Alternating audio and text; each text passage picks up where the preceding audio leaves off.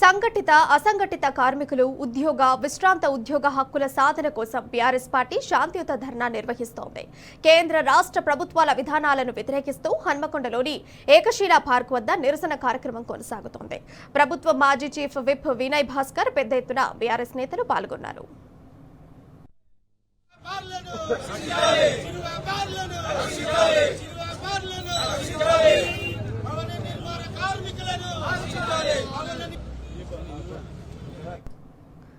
ఇక ఈ అంశానికి సంబంధించిన సమాచారం మా ప్రతినిధి రవికాంత్ లైవ్ లో అందిస్తారు. రవికాంత్, డీటెయిల్స్ చెప్పండి.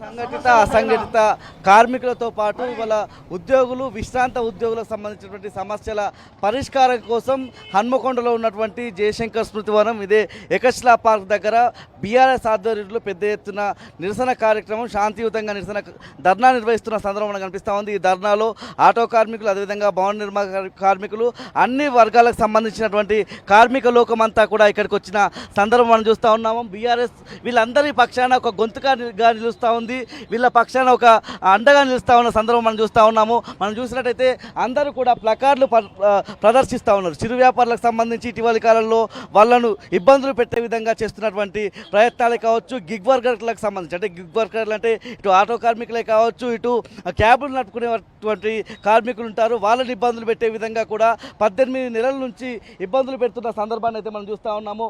భవన నిర్మాణ రంగానికి సంబంధించి కూడా పూర్తిగా కుదురైన పరిస్థితి, రియల్ ఎస్టేట్ రంగం అంతా కూడా ఈ వర్గాలన్నీ కూడా ఇవాళ రోడ్డున పడ్డ సందర్భంలో బీఆర్ఎస్ అండగా నిలుస్తూ ఉంది. హన్మకొండ జిల్లా బీఆర్ఎస్ అధ్యక్షులు, ప్రభుత్వ మాజీ చీఫ్ దాసే వినయ్ భాస్కర్ గారు వీళ్ళకి అండగా నిలబడే విధంగా ధర్నాలో పాల్గొన్నారు. సరే, ఇవాళ కేంద్ర రాష్ట్ర ప్రభుత్వాలు ఎట్లాంటి అన్యాయానికి దిగుతూ ఉన్నాయి, ముఖ్యంగా కొత్తగా తీసుకొచ్చినటువంటి 4 కార్మిక వ్యతిరేక చట్టాలు ఏం చెప్తా ఉన్నాయి సార్? ఈరోజు అనేక పోరాటాల ద్వారా అనేక సంవత్సరాల క్రితము కార్మికుల లోకమంతా కూడా ఏకతాటిపై వచ్చి సాధించుకున్నటువంటి అనేక హక్కులను కూడా గత 10 ఏళ్ల క్రితము కేంద్రంలో ఏర్పడినటువంటి బీజేపీ ప్రభుత్వం ఆ కార్మిక చట్టాలన్నిటిని కూడా కాల రాస్తూ 4 కోడ్లు తీసుకొచ్చి కార్మిక వ్యతిరేక నిర్ణయాలను తీసుకుంటున్నటువంటి చర్యను మేము తీవ్రంగా ఖండిస్తున్నాం. ఇదే కాకుండా భవన నిర్మాణ రంగంలో ఉన్నటువంటి, అది ప్లంబర్ను కానీ, ఎలక్ట్రీషియన్ కానీ, మట్టి పని కానీ, ట్రాక్టర్ డ్రైవర్లు కానీ, తాపీ మేస్త్రీలు కానీ, సెంటరింగ్ పని వాళ్ళు కానీ, ఈ తీరుగా అనేక రంగాల్లో ఉన్నటువంటి వాళ్ళందరికీ కూడా వారికి ప్రమాద బీమా కింద మరి కేసీఆర్ గారు పెద్ద ఎత్తున కార్మిక పక్షపాతిగా వారికి ఇన్సూరెన్స్తో పాటు అనేక సందర్భాల్లో ప్రమాదం జరుగుతుంటే వారికి సంక్షేమ నిధి నుంచి మరి అందరికి కూడా ఆదుకునేవారు. కానీ ఈరోజు మాయమాటలు చెప్పి గత ఎన్నికల సమయంలో కాంగ్రెస్ పార్టీ అధికారంలోకి వచ్చి 420 హామీలని, 6 గ్యారంటీలని ఏ ఒక్క హామీ కూడా అమలు చేయకుండా పైపెచ్చు కార్మికులకు, అసంఘటిత రంగంలో ఉన్నటువంటి లక్షలాది 8 లక్షల పైచిలుకున్నటువంటి ఆటో కార్మికుల పొట్టను కొట్టినటువంటి రాష్ట్ర ప్రభుత్వానికి వ్యతిరేకంగా మా టీఆర్ఎస్ పార్టీ శాసనసభ్యులు అటు అసెంబ్లీలో ప్రస్తావించినప్పటికీ కూడా మరి చెవు మీద పేను బారినట్టు, దున్నపోతు మీద నీళ్లు వానబడ్డా కూడా చలించకుండా ఏ తీరికైతే వివరించిందో ఈ రాష్ట్ర ప్రభుత్వం ఆటో కార్మికుల విషయంలో మరి చివరికి వారి ఆత్మహత్యలకు దారి తీస్తున్నా కూడా చలనం లేకుండా మరి వివరిస్తున్నది.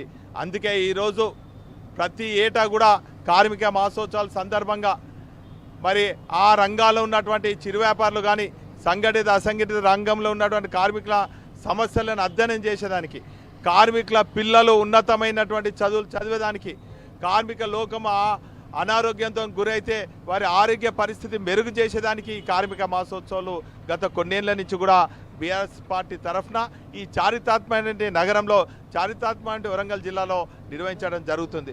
అందులో భాగంగా ఈ సంవత్సరం కూడా మే 1వ తారీఖు నుంచి ఇప్పటి వరకు మరి కార్మికులు ఎదుర్కొంటున్న అనేక సమస్యలను కూడా మరి అధ్యయనం చేసి కేంద్ర రాష్ట్ర ప్రభుత్వాల దృష్టికి తీసుకుపోవాలనే ప్రయత్నంగా ఈరోజు చివరి రోజున పెద్ద ఎత్తున సంఘటిత అసంఘటిత కార్మికులతో పాటు మా చిరు వ్యాపారులకు మరి అన్యాయం చేస్తున్నటువంటి ఈ వరంగల్ కార్పొరేషన్ మేయర్ కానీ, ఇక్కడ ఉన్నటువంటి శాసనసభ్యులు కానీ, ఇక్కడ ఉన్న ట్రాఫిక్ పోలీసు వాళ్ళు కానీ, ఇక్కడ ఉన్న మున్సిపల్ అధికారులకు వ్యతిరేకంగా ఈ నిరసన కార్యక్రమం చేస్తున్నారు. అయితే వాస్తవంగా 2014లో కేసీఆర్ గారి ఆదేశం మేరకు పార్లమెంట్లో టీఆర్ఎస్ పార్టీ పార్లమెంట్ సభ్యులు చిరు వ్యాపారులకు అండగా ఉండాలని చెప్పి, చిరు వ్యాపారాలకు ఆ హక్కు కల్పించాలని చెప్పి, వారి ఆత్మగౌరవంతో జీవించాలని చెప్పి 2014లో మరి టీఆర్ఎస్ పార్టీ పార్లమెంట్ సభ్యులు కేసీఆర్ గారి ఆదేశం మేరకు ఒక చట్టాన్ని తీసుకొచ్చే ప్రయత్నం చేసిండ్రు, చట్టాన్ని రూపొందించిండ్రు. అందులో భాగంగా 2014 మరి చిరు వ్యాపారాల చట్టం ప్రకారము ప్రతి చిరు వ్యాపారికి కూడా వ్యాపారం చేసుకునే హక్కు ఉన్నది.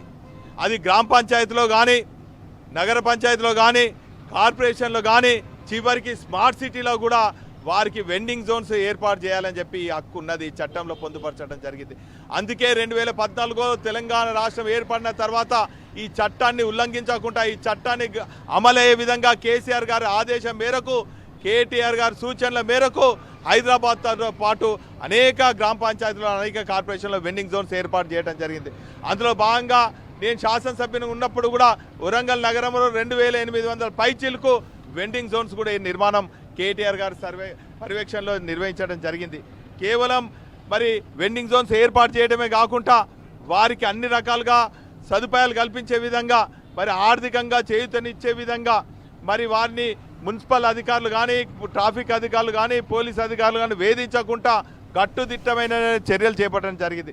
కానీ దురదృష్టవశాత్తు గత 15-16 నెలల నుంచి కాంగ్రెస్ ప్రభుత్వం వచ్చినాక మా చిరు వ్యాపారుల పొట్టగొడుతున్నారు. వారు వ్యాపారం చేసుకున్న సముదాయాలను ధ్వంసం చేస్తున్నారు, వారికి ఆర్థిక ఇబ్బంది నష్టం చేస్తున్నారు. ఇదే కాకుండా గత 15-16 నెలల నుంచి ఆత్మగౌరవంతో ఆటో హ్యాండిల్ పెట్టినటువంటి మా ఆటో డ్రైవర్లు ఆత్మహత్యలకు దారితీసే విధంగా ఈ రాష్ట్ర ప్రభుత్వం చర్యలు ఉన్నది. అందుకే ఆటో కార్మికులకు ఈ సందర్భంగా మేము విజ్ఞప్తి చేస్తున్నాం, మీరు ఆత్మగౌరవంతో జీవించే విధంగా ఖచ్చితంగా కేసీఆర్ గారు బీఆర్ఎస్ పార్టీ కృషి చేస్తుంది, మీకు అండగా ఉండాలి. దయచేసి మీరెవ్వరు ఆటో కార్మికులు కూడా ఆత్మహత్యలకు పాల్పడొద్దు, ఆత్మస్థైర్యంతో ముందుకు పోవాలి. మీకు బీఆర్ఎస్ పార్టీ గులాబీ జెండా, గులాబీ కండువా, గులాబీ దళం మీకు అండగా ఉంటుంది అన్నటువంటి విషయాన్ని కూడా మా ఆటో కార్మికులకు తెలియజేస్తున్నాం. మరోపక్క సెస్ రూపంలో కార్మిక శాఖ ఆధ్వర్యంలో, కార్మిక శాఖలో లక్షలాది నిధులన్నీ కూడా దారులు మళ్లించే విధంగా ఇతర కార్యక్రమాలకు మరి కాంగ్రెస్ ప్రభుత్వం మళ్లిస్తుంది, దాన్ని తీవ్రంగా ఖండిస్తున్నాం. మరి ఈ సందర్భంగా గ్రామీణ ఉపాధి కింద మరి పనిచేస్తున్నటువంటి వారికి 150 రోజుల పని దినాల్లో 350 రూపాయలు పెంచాలని, అదేవిధంగా నగరంలో కూడా నగర అభివృద్ధి, మరి ఉన్నటువంటి పేదవారికి కూడా ఉపాధి హామీ కల్పించాలని కూడా మా ప్రధాన డిమాండ్తో చేస్తున్నాం. అదేవిధంగా 2014లో కట్ ఆఫ్ బీడీ కార్మికులకు పెన్షన్ విధానాన్ని కట్ ఆఫ్ చేయడం జరిగింది. దాన్ని ఎత్తేసి మరి ఖచ్చితంగా బీడీ కార్మికులకు కూడా మరి పెన్షన్ విధానం అమలు చేయాలని కూడా ఈ సందర్భంగా తెలియజేస్తున్నాం. ఈ సందర్భంగా మరి కేంద్రంలో కేసీఆర్ గారు కార్మిక శాఖ మంత్రిగా ఉన్నప్పుడు బీడీ కార్మికుల సంక్షేమం కోసం అనేక కార్యక్రమాలు చేసిండ్రు, అవి తిరిగి అమలు చేయాలని కూడా ఈ సందర్భంగా తెలియజేస్తున్నాం. అదేవిధంగా భవన నిర్మాణ రంగంలో అనేక వేలాది మందికి కోట్లాది నిధులు క్లెయిమ్స్ ఆగిపోవడం జరిగింది. ఆ క్లెయిమ్స్ అన్ని కూడా వెంటనే మంజూరు చేయాలి. లేని ఏడల హైదరాబాద్లో ఉన్నటువంటి కమిషనర్ ఆఫ్ లేబర్ కార్యాలయాన్ని కూడా ముట్టడిస్తామన్నటువంటి విషయాన్ని ఈ సందర్భంగా తెలియజేస్తున్నాం. గత 2-3 నెలల నుంచి చూస్తే ఈ నగరంలో, వరంగల్ నగరంలో కాజ్పేట్ రైల్వే స్టేషన్ నుంచి వరంగల్ రైల్వే స్టేషన్ వరకు కూడా చిరు వ్యాపార సముదాయాలను ధ్వంసం చేయడమే కాకుండా వారు ఆర్థికంగా దెబ్బతినే విధంగా, ఆత్మహత్యలకు మరి పాల్పడే విధంగా నిన్న చాలా బాధాకరం. ఒక చిరు వ్యాపారి వారు తెచ్చుకున్నటువంటి కూరగాయలు ధ్వంసమై ఒక 20-30 వేలు ఆర్థికంగా నష్టమైతే భరించలేక ఆత్మహత్యకు పాల్పడడం జరిగింది. వారు ఇప్పుడు ఎంజిఎంలో కోలుకోవాలి అని చెప్పి డాక్టర్లకు కూడా ఆదేశించడం జరిగింది. ఖచ్చితంగా చిరు వ్యాపారులు కూడా అధైర్యపడవద్దు, మీకున్నటువంటి చట్టంలో ఉన్నట్టు హక్కుల కోసము బీఆర్ఎస్ పార్టీ కృషి చేస్తుంది అన్నటువంటి విషయాన్ని ఈ సందర్భంగా తెలియజేసుకుంటున్నాం. అదేవిధంగా కేంద్రంలో ఉన్నటువంటి బీజేపీ ప్రభుత్వం మరి కార్మికులు సాధించుకున్నటువంటి అనేక హక్కులను కాలరాస్తూ 4 కోడ్లు తీసుకురావడం జరిగింది. ఆ కోడ్లను వెంటనే రద్దు చేయాలని కూడా ఈ సందర్భంగా తెలియజేసుకుంటూ, మరి అదేవిధంగా ఈ జూన్ 9వ తారీఖున దేశవ్యాప్తంగా సార్వత్రిక సమ్మెకు పిలిపించడం, అనేక కార్మిక సంఘాలు పిలిపివ్వడం జరిగింది. ఆ సమ్మెకు బీఆర్ఎస్ పార్టీకి అనుబంధంగా ఉన్న కార్మిక సంఘం కూడా మద్దతు తెలుపుతుంది. మరి ఈ సమ్మెలో అన్ని సంఘాలు పాల్గొనాలని చెప్పి ఈ సందర్భంగా కోరుకుంటూ దశల వారీగా మా కార్మికుల హక్కుల కోసం పోరాడతాం, చిరు వ్యాపారుల హక్కుల కోసం పోరాడతాం, కార్మికుల పక్షపాత అయినటువంటి కేసీఆర్ గారి నాయకత్వంలో వీరి సంక్షేమం కోసం రాబోయే రోజుల్లో దశల వారీగా ఆందోళన చేస్తామని సందర్భంగా తెలియదు. ఇది మొత్తంగా చూస్తే కార్మికులకు అండగా నిలిచే విధంగా బీఆర్ఎస్ పోరాటాలు చేస్తుందని చెప్తా ఉన్న సందర్భం ఈ కార్మికుల హక్కుల కోసం లేబర్ కమిషనర్ సంబంధించినటువంటి ఆఫీస్ను కూడా ముట్టడిస్తామని జూన్ 9న ఏదైతే సార్వత్రిక సమ్మెకు పిలుపునిచ్చారో ఆ సమ్మెలో కూడా బీఆర్ఎస్ అడ్డగా నిలుస్తూ ఉందని చెప్తా ఉన్న సందర్భం కనిపిస్తూ ఉంది. బీఆర్ఎస్ సంబంధించినటువంటి అనుబంధ కార్మిక సంఘాలన్నీ కూడా ఆ సమ్మెలో పాల్గొంటాయన్నటువంటి అంశాన్ని కూడా వినయ్ భాస్కర్ గారు చెప్తా ఉన్నారు. Right Ravikanth, thank you.